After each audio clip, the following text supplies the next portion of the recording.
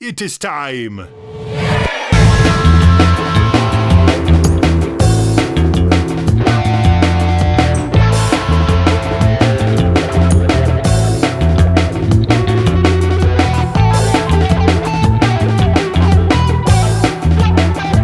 All right, A La Vida by El Michels Affair here on Galaxy Jams Reacts. Ooh, I like the cover art. It's so like old school. It's like an old school Christmas card. Yeah. Ooh, I had a toy piano that sounded like that when I was a no little one kid. uses that like typeface anymore, and it's like unevenly spaced too. You see that? I think Marco plays the piano on this too. I think so.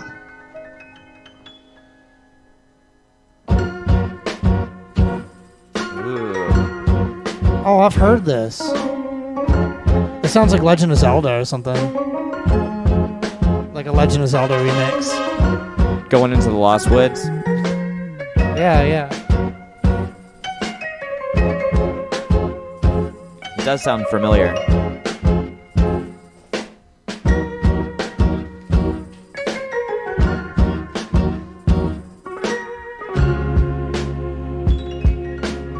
It's so playful.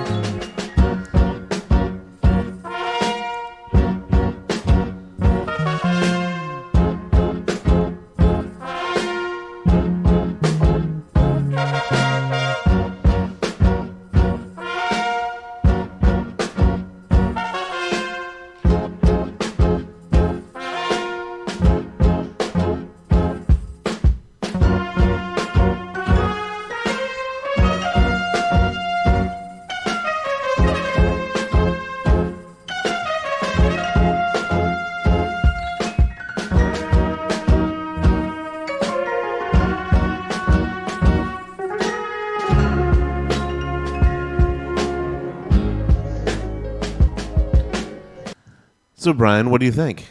I mean, the underlying chord progression is fairly simple, but everything else that's going on around it is making it very exotic. The trumpets definitely remind me of something Spanish there. It sounds like they were recorded in either a tunnel or a very large garage with a cement floor, nothing else in it.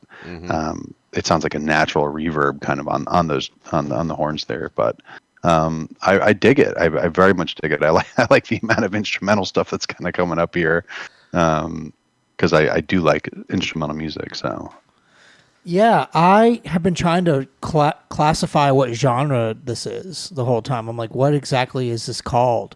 And I still can't really think of it. It's kind of like downbeat. Lo-fi garage jazz. Yeah, oh my God, there you go. That's literally Lo-fi what it is right garage there. jazz. Yeah, with Heard like it first here. prolific keyboard in the back, swirling around.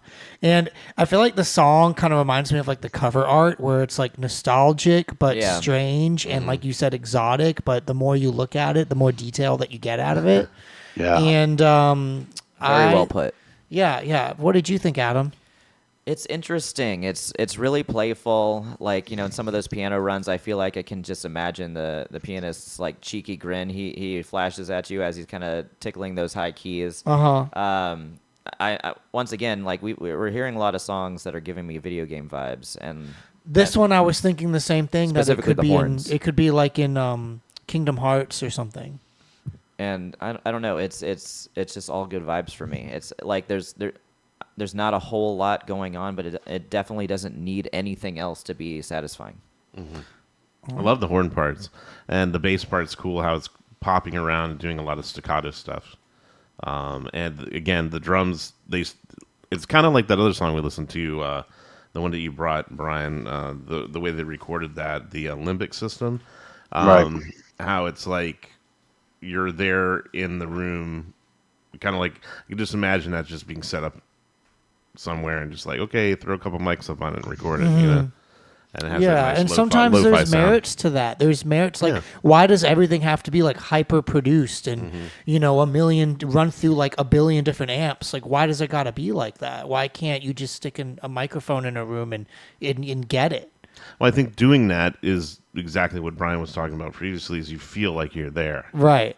And there's It does something feel about like one mic up in the room. Yeah, But, but obviously it is mixed very well. Oh, yeah. Right. Also, and everything that we're listening to, there's definitely high production value to stuff like this. So Yes. Right, but like I was talking about, I guess like the sound, right? Yeah. Well, I was speaking of how it's mixed. I was noticing how I was listening to what I do when I listen to when I listen to music is I'll listen to certain parts, I'll listen to certain instruments, seeing how they're interplaying with the other instruments, and this one's really easy to tell. And the way that they mix it, you can it's like everything kind of sneaks in at the right time to catch whatever they're doing, and the other one backs off just a little bit, and it's like really, really well mixed. I'm enjoying that production value. All right.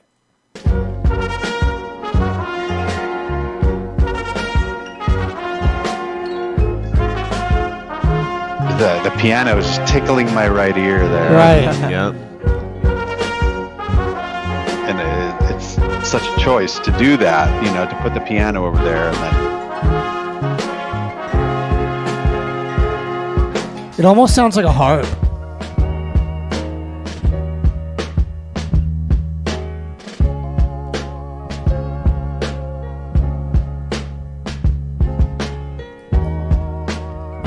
Yeah, like lo-fi garage hop. Kind of has that, like the avalanches too. I don't know. Yeah, it the kinda has that sound. avalanches. You're right. It does have that sound. Like Frontier. Uh-huh.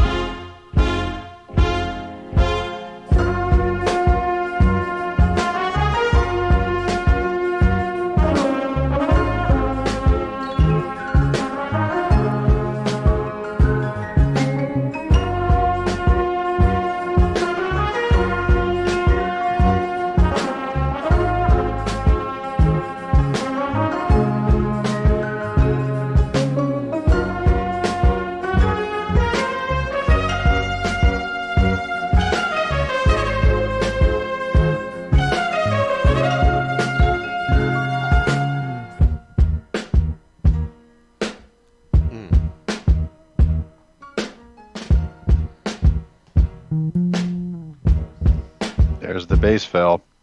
Every good song needs one bass fill in it. One little Yeah, bass fill. one little like, hey, I'm here. Yep.